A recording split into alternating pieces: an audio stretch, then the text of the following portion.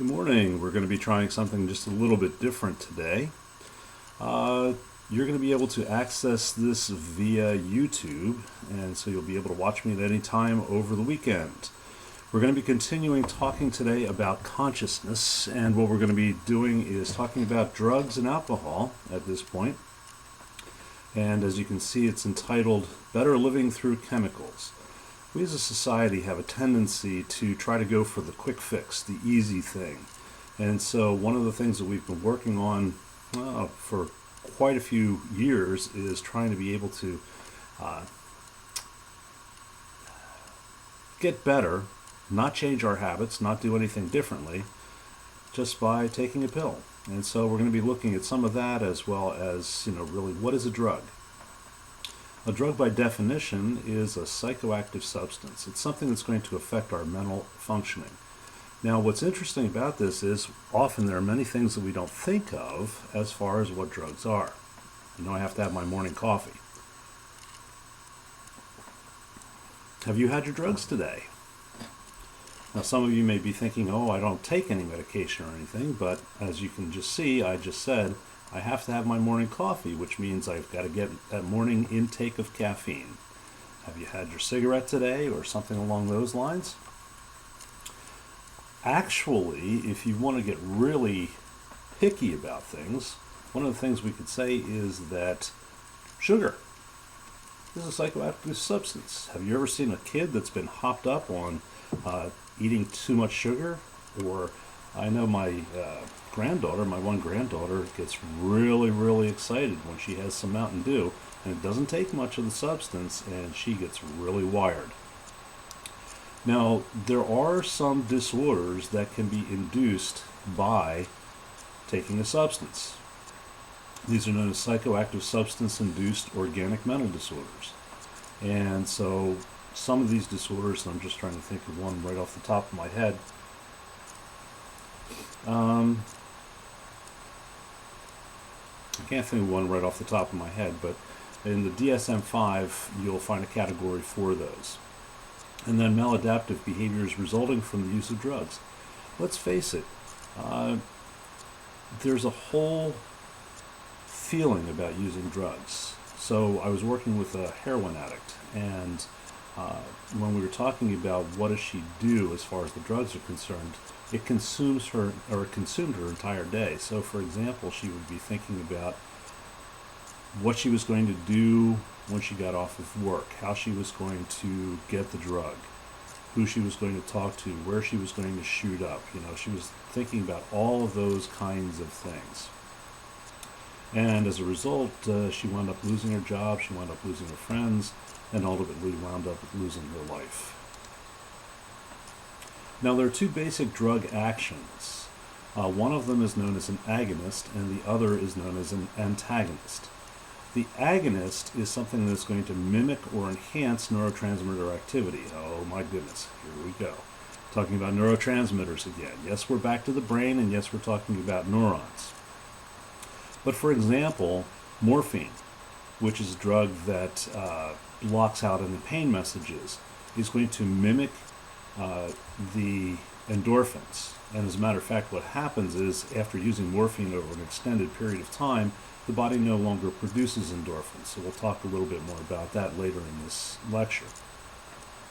So an agonist is going to either mimic or enhance the drug activity, and an antagonist is going to block the activity of the neurotransmitter. And so what happens then is, let's say there's too much dopamine in a person's brain. And so there's drugs that will block or lower the activity of the dopamine in the person's brain. So the criteria for substance abuse: it is a maladaptive pattern of substance use leading to clinically significant impairment or distress. You can hear my clock in the background there. Bottom line is, with substance abuse, and it's important for you to understand the difference between abuse and dependence. Abuse is continuing to use the drug even though there are negative consequences that are associated with it. You can be getting into trouble with the law. You might be not going to work, even the possibility of having regular hangovers or something along those lines, and missing work or not going to social events or whatever the case is. But substance dependence is a little bit different. And with substance dependence, there are two key criteria that you need to have. One of them is tolerance. Building up tolerance means that you need more of the substance in order to achieve the same results, or the same amount of the substance doesn't achieve the same results. It's either way you look at it, that's what tolerance is. So as tolerance builds for, and not all drugs build tolerance, but as tolerance builds for the drug, you need to take more and more of it just to get the same high. The second criteria is withdrawal. So in order to be dependent, you have to have a build up, a tolerance as well as withdrawal, which means when you take the substance away, there is some kind of withdrawal patterns or something along those lines, withdrawal symptoms. And a person will do just about anything in order to avoid those withdrawal symptoms. Some of the other criteria, and you've probably heard some of these things. Now these are from the DSM-4TR. We currently have the DSM-5 out, and it's changed just a little bit from the DSM-4TR. They no longer break it down into abuse and dependence, but now they put it more on a continuum.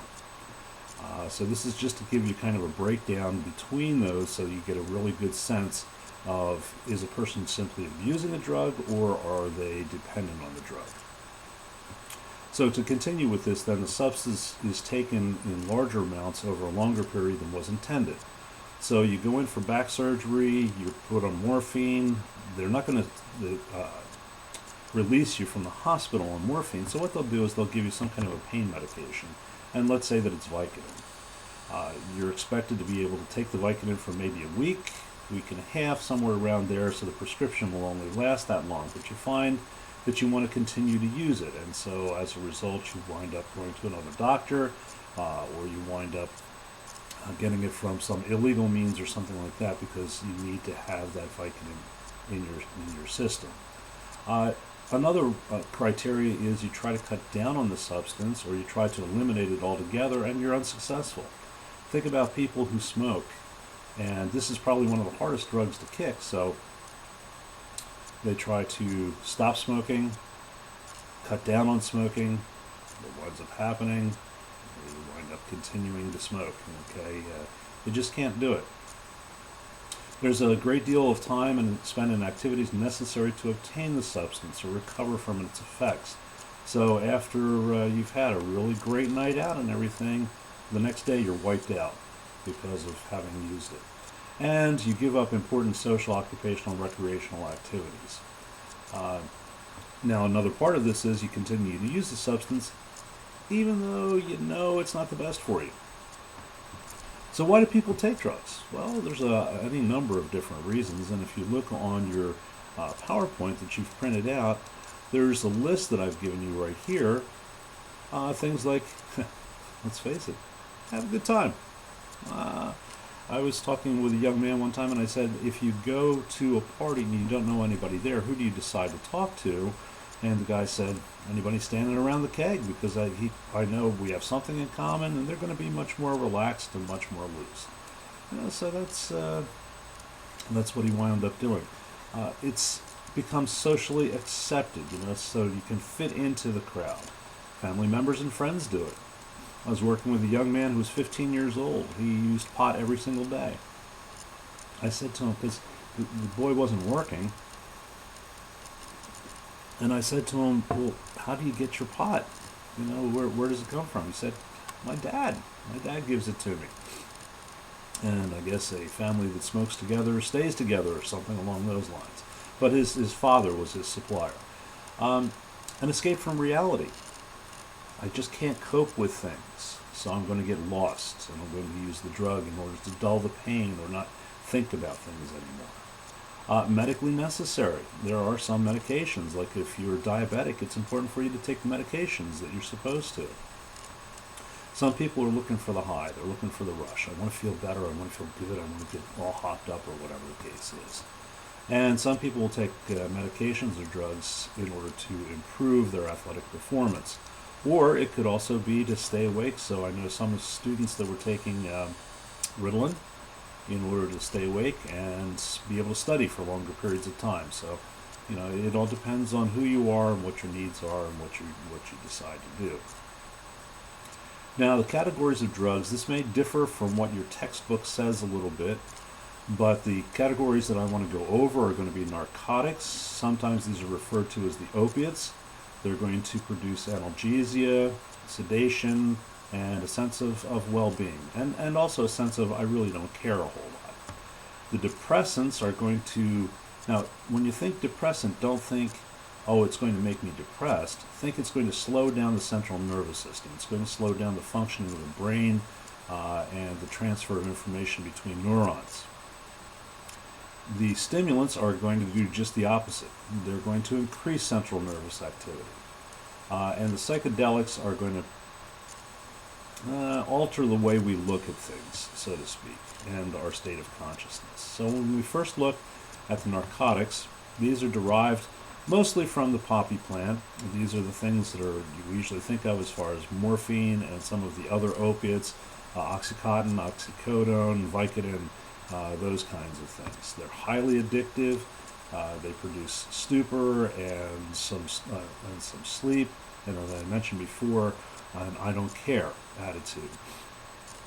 One of the drugs that really is up and coming again, it's resurging, it seems to be, is heroin. And so there are more and more people that are getting hooked on heroin. There was just a thing in the news this past week that there was a woman who was giving her young child, I guess it was a 14-year-old daughter, heroin, and her and her boyfriend. So the synthetic drug that is it's a pain reliever, very much along the same lines, is Demerol. So the action of narcotics, these are endorphin agonists. In other words, they're going to bind on the endorphin receptor sites, and they're going to mimic what endorphins do, except to a much greater extent. These are really dangerous drugs because the withdrawal is intense, okay, and can last for days depending on the drugs. And so it's another reason why people really want to stay hooked on them, because they don't want to go through those horrible withdrawal symptoms. Depressants decrease the activity of the central nervous system.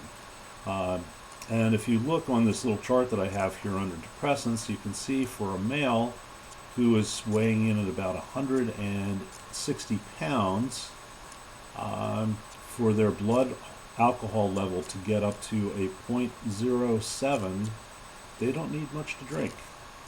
Okay? Okay.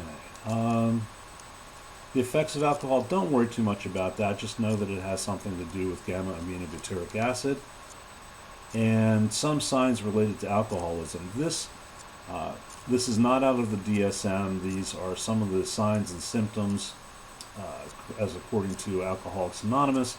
And I do want you to know these, so please study these because they add to some of the criteria that are in the DSM. One of the things that was there before is the inability to control amounts. We've seen that already. We've gone over that. Secrecy. People will hide away. I was working with a woman who had come out of a halfway house. She was in recovery, and she had bottles of alcohol hidden in all kinds of places. She was doing the laundry and found a bottle of alcohol that she had forgotten about. It was in the soap powder that she used in her laundry. Broken promises, we talked about that. Increased dependence, we talked about that. And increased tolerance. I want you to notice something here with the increased tolerance, though, especially for alcoholism. And that is, in the first two stages of alcoholism, the tolerance does increase. However, in the third stage, it seems to decrease. And the reason for this is, by this point, the liver is no longer functioning the way that it's supposed to and begins to harden. And so as a result, it takes less alcohol to get the same effects than it did previously. Interferes with relationships, difficulties with the law.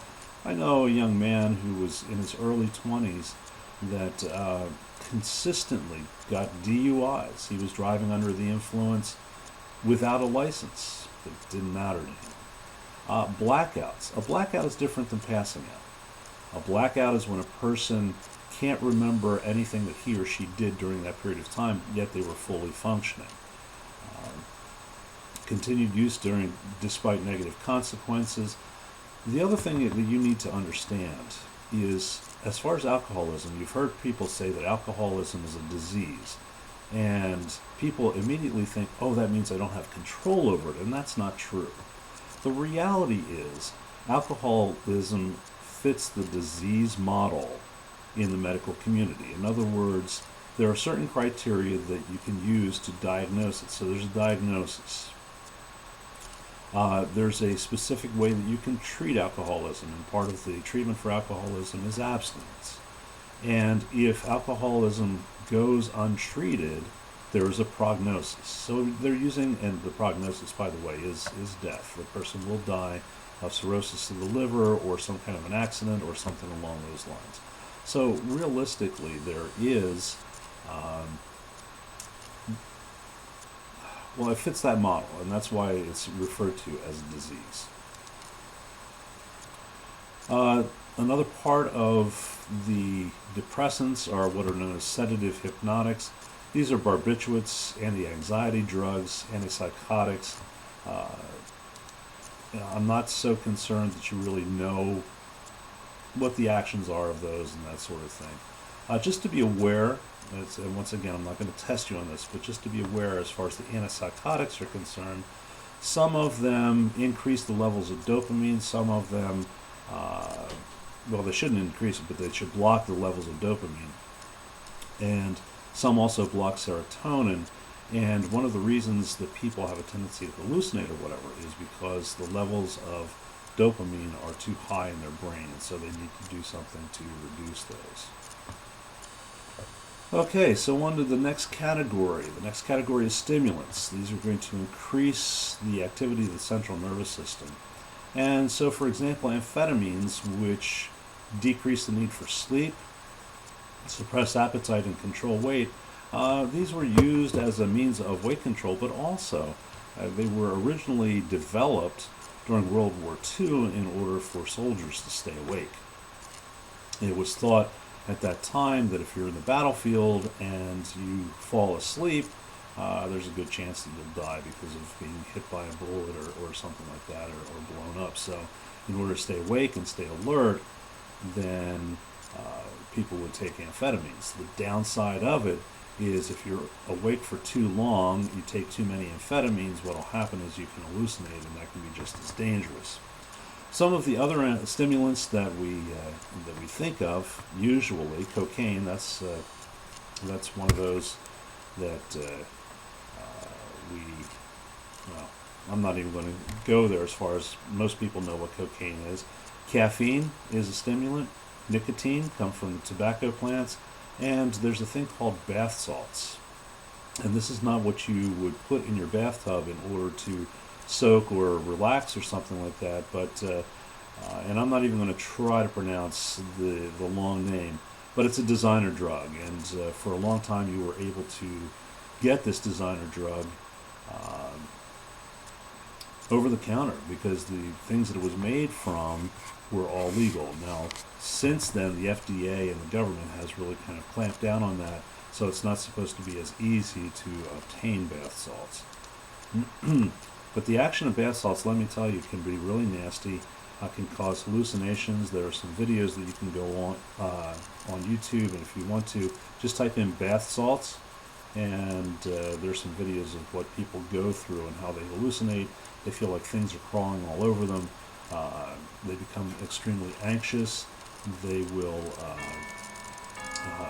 be very fearful and trying to run away from people, become combative. So they can be pretty nasty.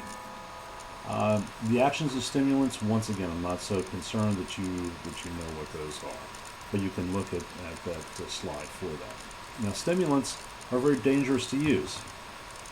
Tolerance develops rapidly. It is easy to get hooked on them. The withdrawal is really nasty. There's both a physical and a psychological dependence.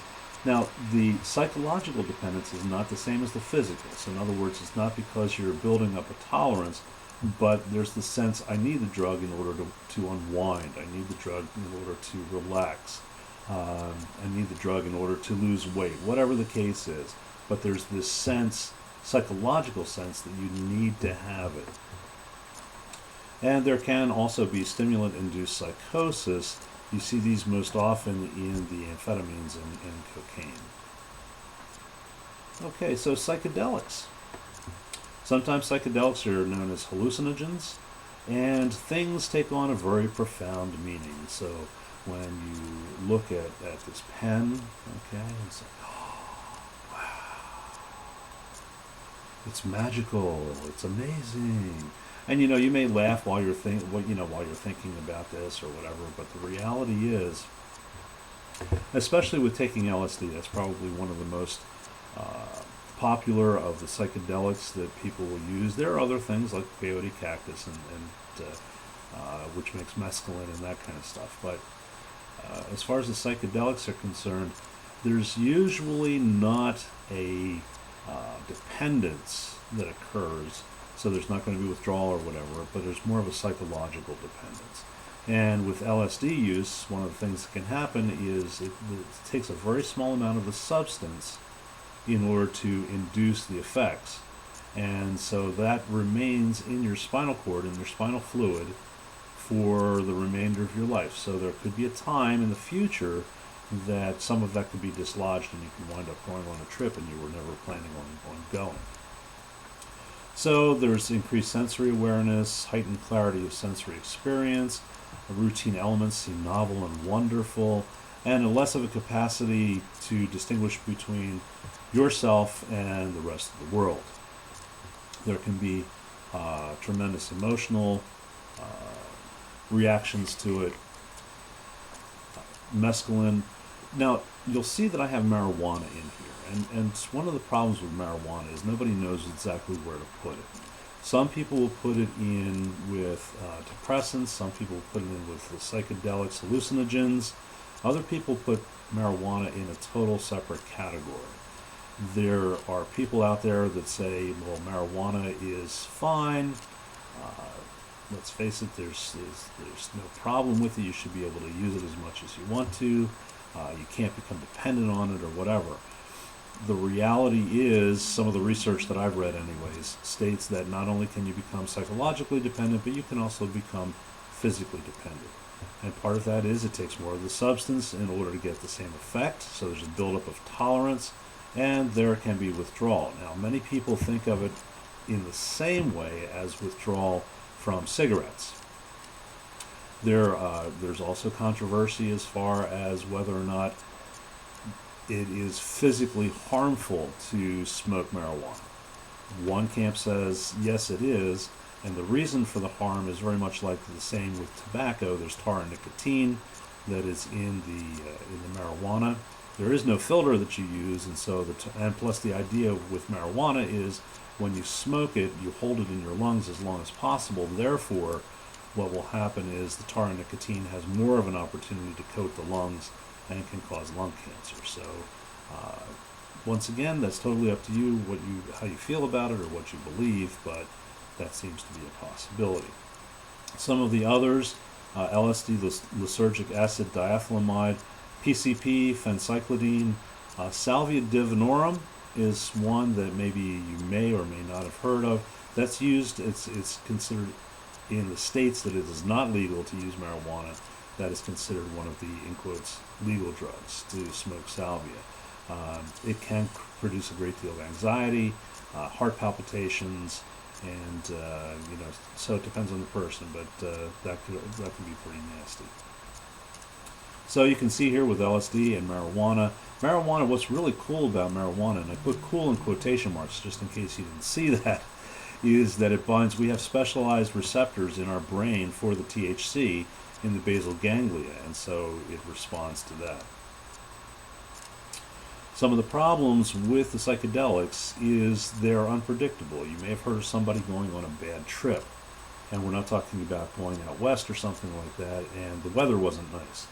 but there's feelings of paranoia, feelings of persecution, and sometimes these feelings can last for a very long time. Also, the person can have flashbacks, as I mentioned before with the LSD. If some of those molecules dislodge in the spinal cord, it can cause the person to go on a trip again. Some of the withdrawal from marijuana hashish for a person who regularly uses it and uses it in large amounts can be restlessness, irritability, insomnia, and nausea, which very much mimics the same kind of withdrawal from cigarette smoking. I mentioned the cancer due to smoking the drugs, marijuana and hash. That's once again up in the air, craving for the drug. With PCP, there's a psychological dependence, and there can be neurological problems like memory lapses, speech difficulty, and visual impairment. They've also found some of the memory lapses with other drugs such as ecstasy. The biology of addiction, if you have ever heard, there's a thing called the dopamine pathway. So that's one of the things, the release of dopamine. With the release of dopamine in combination with what is known as the medial forebrain bundle, you can see on that slide, it activates this area and produces a craving for the drug, a desire to have the drug over and over again. And so it is highly reinforcing, it is highly addictive. They've done experiments on rats, and the rats will do just about anything to get the drugs. So it's a hard habit to kick. If you want to learn more about any of these, the links that I have on the slides are active links, and you can go to places like Alcoholics Anonymous, the American Psychological Association, SAMHSA, Talking with Kids About Drugs and Drugs, Alcohol in the Workplace. So those are really good links. So what's happened is, since there's no give and take in this and there's no questions or anything, it seems that we're able to get through this in just under 28 minutes or 30 minutes.